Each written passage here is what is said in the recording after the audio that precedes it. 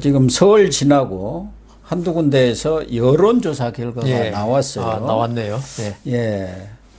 그래서 그 내용을 좀 잠깐 보도록 하겠습니다. KSOI 한국사회여론연구소 예. 꾸준히 대선 후보 지지율 조사를 하고 있는 데지요. 예, 그렇죠. 2일하고 3일 조사를 했기 때문에 바로 설 연휴 때 한 것이죠. 그렇죠. 여기 보면은 윤석열이 45.7, 이재명이 40.0, 드디어 이재명도 40%로 올라왔네요. 그러니까요. 그렇게 보면은 양쪽 다 지금 40%를 넘어섰고 네. 윤석열도 45.7. 네. 그러니까 보수, 진보 양 진영이 지금 직결이 이제 시작된 거죠. 직결이 되고 있다 이렇게 네. 볼 수가 있죠. 그렇죠. 그런데 거기서 이제 두드러진 게 눈에 띄는 게 안철수가 6.9%. 아유, 많이 내려갔어요. 심상정은 뭐 2.7%. 거기야 뭐 뭐 거기는 뭐 항상 그랬으니까. 논외로 하더라도 네. 안철수가 6.9 그러니까 7% 정도로 지금 쪼그라든 거 아닙니까? 그러니까요. 한때 15%까지 갔다 왔지 않습니까? 예. 뭐 20%도 갈 수 있다 갔다 이렇게까지 해가지고 뭐 좀 기대가 부풀었었는데 이렇게 자꾸 쪼그라드는 거 보면 결국은 안철수 쪽의 지지율이 윤석열 후보 쪽으로 옮겨가고 있는 것 고 아닌가. 교수님이 말씀하지 않습니까? 제자리 찾아갈 거라고. 안철수 후보의 제자리에는 한 4, 5% 있죠. 선이죠. 지금 국민의당이 그런 그렇죠. 정도의 예, 지지율을 받고 있으니까. 5% 안팎의 예. 지지율을 받고 있으니까 이제 자기 지지율로 돌아가는 것 거죠. 아닌가. 그걸 사필 규정이라 그럽니다. 그렇습니다. 또 하나 나온 게 1일에서 3일까지 예. UPI 뉴스라는 데서 리서치 뷰. 예. 여기서 여론조사를 했는데 여기는 윤석열과 이재명 간의 격차가 더 벌어졌어요. 8%. 예, 윤석열 40. 오차 범위를 벗어난 거죠. 예, 이재명 38. 예. 윤은 1% 올라가고 이재명은 1% 떨어졌고. 예, 맞습니다. 여기서도 안철수가 이제 8%예요. 예, 예. 아까 6.9% 뭐 비슷합니다만. 하죠. 예. 그렇게 보면은 지금 이 설을 지나면서 안철수 후보는 이제 한 자릿수로 지금까지 나온 조사로 보면은 고착이 되어 가는 것 같고, 예. 이재명은 그렇게 원했던 박스권을 탈출을 막 하려는 것 아닌가. 그렇죠. 그런데 거기서 이제 뒤에 뭐 얘기를 하겠습니다만 부인 김혜경 예. 씨 여러 가지 문제들이 불거져서 예. 김혜경 리스크가 지금 커지고 있지 않습니까? 그렇죠. 예. 윤석열 후보는 김건희 리스크는 이제 거의 사라져가는 뭐, 예. 중이고 그러다 보니까 사실은 뭐 KSOI에서 이 정도 격차 5.7% 이것도 예. 적은 게 아니죠. 좋은 건 아니죠. 예. 대선에서 5.7%만 이기면은 그냥 뭐 항상 2, 3% 차이로 결정됐는데. 예, 그럼요. 물론 오차 범위라 하지만. 예. 그래서 지금 이제 어제 했던 그 TV 토론이라든가 이런 결과들이 또 서울 민심 예. 이런 것들을 모아서 아마 주말이라든가 내주 초에 또 나오겠죠. 되면은 예. 몇 군데서 더 예. 여론조사 결과가 나올 걸로 보이는데 그래야 지금 서울 민심과 그 이후 동향이 분명히 드러나지 않겠습니까? 그런데 지금 주위에서 볼 게 있죠. 예. 윤석열 후보의 지지율이 계속 뭐 출렁출렁하면서 올라가는 게 아니고 예. 계속적으로 적은 수치라도 계속 올라가고 있다는 게 꾸준히 중요하고요. 지금 꾸준히. 상승하고 있습니다. 예, 그게 사실은 중요하고요. 우리가 갑자기 지지율이 무슨 이슈 하나 터져가지고 팍 올라가고 팍 내려가는 거는 우리가 소위 말하는 사상누각. 네, 그렇죠. 예, 국민들이 그 여론조사를 할 즈음에 가장 머리에 와닿았던 사건 사고, 스캔들 아니면 네거티브로 그 영향을 받는 것에 비해서 윤석열 후보는 지금 아주 견고하게 그 또박또박 올라오고 있다는 게 아주 중요하다. 이거는 잘 올라가는 거는 속도 느리지만 내려가는 것도 사실 힘들다. 그걸 봐야 되고 그다음 이재명 후보가 40% 항상 35, 37 이렇게 하다가 40% 올라갔지 않습니까? 그런데 이 정도면 본래는 이게 제로섬 게임이니까 윤석열 후보가 내려가든지 정체가 하든지 해야 되는데 윤석열 후보도 같이 올라간단 말입니다. 지금 이 KSOI는 윤석열 후보는 7.9%가 올라가 버렸어요. 그러니까요. 그러니까 이게 이재명 후보가 마냥 40% 돌파했다고 좋아할 때가 아니다 이거죠. 예. 이거는 표 결집 현상, 민심 결집 현상이지 어떤 윤석열 후보에 대한 어떤 반감이 이재명 후보로 간 게 아니다. 예. 이런 면에서 그 이재명 후보한테는 40%는 40%지만 참 큰 의미 있는 40%가 아니다. 그리고 이거는 언제든지 네. 또 움직일 수 있는 40%고 그다음 더 중요한 거는 그동안 정권 교체 열망하는 그 민심과 윤석열 후보에 대한 지지가 조금 괴리가 있었거든요. 예, 많이 많이 괴리 있었는데 지금 윤석열 후보 46%, 45.7% 예. 나온다는 건 지금 그 정권 교체에 지금 점점 다가가고 있거든요. 예. 그 지지율이. 그렇습니다. 뭐 완전히 일치하진 않겠지만 아직도 남아 있는 게 이제 안철수의 단일화, 예. 그다음 그 김건희 씨에 대한 깨끗한 어떤 그 클리어 예. 이런 게 아직 안 되고 있으니까 거기에 대해서 아직도 의구심을 가지고 그다음 박근혜 전 대통령에 대해서 어떤 열정적인 지지를 보내는 태극기 부대 예. 이런 분들은 아직 윤석열 후보에 대해서 지지를 보내지 않고 있는 면이 있습니다. 예.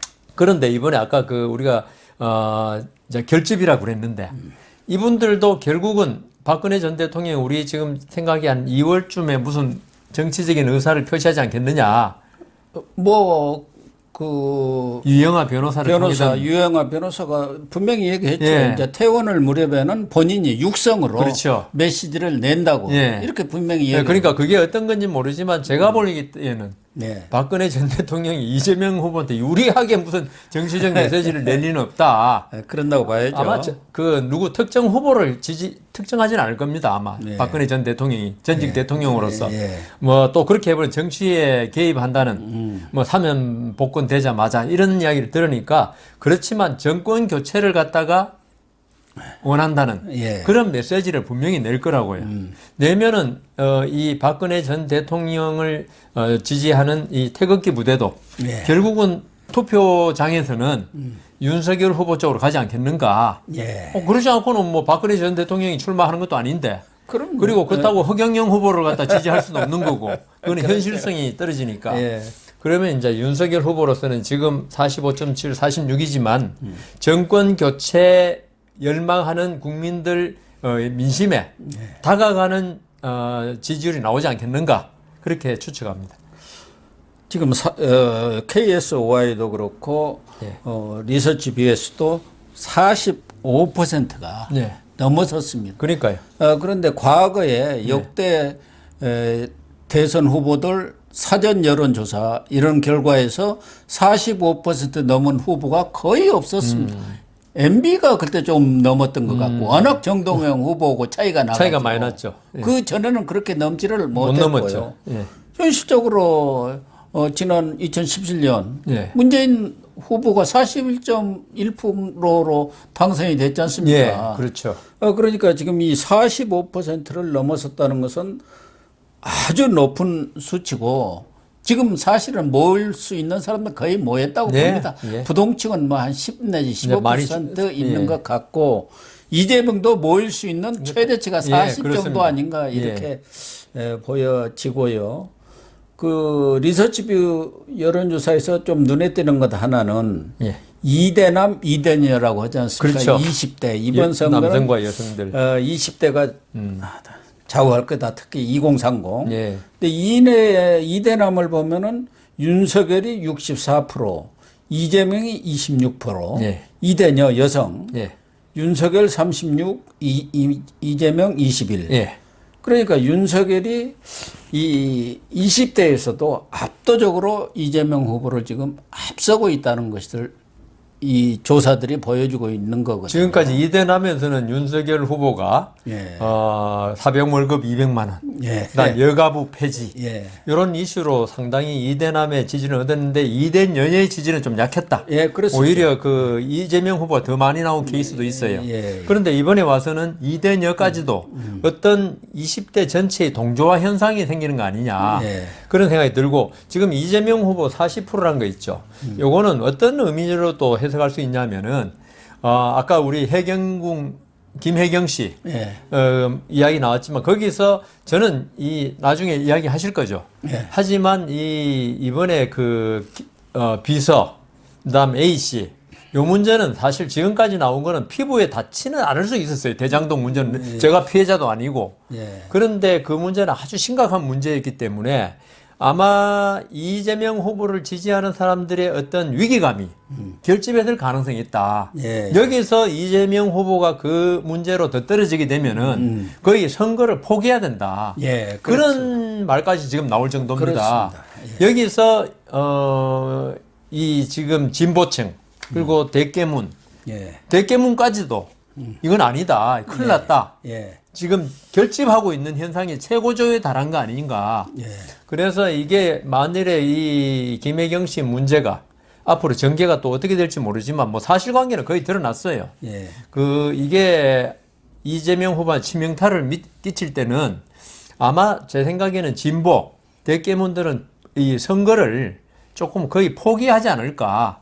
그러니까 지지율보다 그러니까 투표장에 안 나가는 그러니까 그럴 가능성이 크죠. 그렇죠. 저도 내가 이제 대통령 선거를 계속 투표를 했었는데 2017년에는 도저히 하기 싫더라고요. 그래가지고 기권했는데 아마 이재명 후보에 대한 지금 지지층도 앞으로 사태의 전개에 따라서 소극적 지지라는 거는 그냥 그렇다고 윤석열 후보를 찍지는 않을 거고 이재명 후보는 도저히 어떤 정서에 안 맞다. 이렇게 될 거기 때문에 이재명 후보의 40%는 지금 40%지만 어떻게 될지 모르는 40%다. 또 하나는 지금 제가 자료를 가져오지는 않았습니다만은 KSOI 조사에서 호남에서 윤석열 후보가 27%인가 이렇게 나왔습니다. 그거 대단한 거죠. 그러니까 대단하게 많이 나온 거예요. 약진한 겁니다. 그 전에 한 20.5% 초반 이렇게까지는 나왔는데 25% 넘어선 것은 이번이 처음인 것 같고 지금 이재명 후보는 60% 안팎에서 지금 호남 지지율이 나오고 있거든요. 과거에 문재인, 노무현, DJ는 이제 말할 것도 없고 그냥 95% 80%인데 문재인, 노무현, 정동영이도 최하가 75%까지 나왔어요. 그러니까요. 정동영도 또 호남 사람이고 그러니까 그래서 거기에 비하면은 지금 15 내지 20%가 낮기 때문에 이재명 후보로서는 호남이 상당히 비상이 걸려 있는 상황인데 윤석열 후보가 뭐 지난번에도 이야기했습니다만은 이 서울대 350만 개, 손편지 썼죠. 230만 개인가요? 손편지 보내고 또 이준석 대표도 1월 1일 날 무등산 등정을 해서 해맞이 행사를 같이 했고 지금 다도해를 돌고 있는 모양이에요. 섬 지역을 자기가 다 돌겠다. 그러니까 선거 때는 자기는 호남에다가 모든 자기의 화력을 집중하겠다. 그러니까 호남을 자기가 좀 아주 책임지고 맡아가지고 지지율 20%를 올려서 호남에 그러한 지역의 벽이랄까 이걸 깨겠다 이런 각오를 필요하고 있기 때문에 만약에 20% 정도만 호남에서 나온다고 한다면은 그 이제 따놓은 당상이라고 합니까? 뭐라고 게임 끝이죠, 뭐. 게임 끝이라고 봐야겠죠. 근데 제가 볼 때 이재명 후보가 지금 더불어민주당 후보고 그다음 진보를 대표하는 사람 아닙니까? 그런데 이번 호남의 이런 민심이 만일 선거까지 이어진다면은 이거는 진보의 후보로 보는 그 호남인보다도 이재명 후보의 인성에 대해서 평가를 하는 호남 분들이 훨씬 많은 것 같다. 지금까지 뭐 우리가 DJ는 뭐 진짜 말할 거 없고 노무현, 문재인 대통령에 대해서 이재명 후보 정도의 도덕성을 가진 사람은 없었다고요. 도덕성이 좋다는 뜻이 아니고 문제가 있는, 도덕성에 문제 있는, 물론 여러 가지 뭐 유체이탈 합법이니 평가는 많이 받더라도 도덕적으로 저 사람 우리 도저히 못 쓰겠다 한 사람은 없었습니다. 두 분 다. 그런데 이재명 후보는 있죠. 이재명 후보의 말이 옳고 그르고를 떠나서 이 도덕적으로 상식이 있는 호남분이라면, 호남분만이 아니죠. 상식이 있는 국민이라면 도저히 지지할 수 없는 여러 가지 언행을 많이 했기 때문에 여기서 20%라는 게 제가 생각하기에 단순히 진보냐 보수냐 문제 같으면 이게 국민의힘이 20%고 그다음 누구야? 이재명 후보가 60% 오는 건 저는 사실 잘 납득이 안 돼요. 호남의 정서로 봐서. 그런데 이게 만일에 지금의 20, 60이 맞다면 그게 호남 분들의 정상적인 어떤 표심이라면 이거는 딴 데서 원인을 찾을 수가 없어요. 이재명 후보의 도덕성. 그러니까 아무리 저분이 유능하고 이재명 후보가 유능하고 국정 운영 능력이 있다 하더라도 도덕적으로 내가 도저히 용납이 안 된다. 이런 분들, 그러니까 특히나 호남에서도 아마 공부를 많이 하시고 그다음 어떤 윤리적 의식이 강한 분들은 이재명 후보 찍고 싶지만 못 찍는 그런 분이 될 거예요. 여기도 어떻게 보면 소극적 지지로 혹시 돌아설 수 있지 않는가. 그래서 이재명 후보로서는 앞으로 이제 선거운동이 본격적으로 시작되면 어떤 도덕성에 대한 검증이 더 심해질 거란 말입니다. 누구는 뭐 김부선 씨는 뭐 마라톤 연습까지 하고 있다는데 그렇게 됐을 때 이게 적나라한 모습.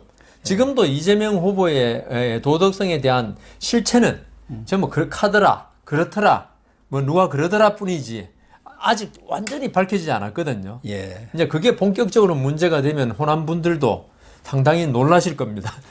특히 호남에서는 과거 DJ라든가 노무현, 이제 문재인은 조금 이제 반쪽으로 이렇게 봅니다만은 어떤 정치적 철학이라든가 이런 게 진보를 넘어서 개혁적인 성향, 그렇죠. 그걸 보였거든요. 거기에 대해서 호남 사람들도 원래 호남이 민주화 성지라고 하는 것처럼 동질감을 느꼈어요.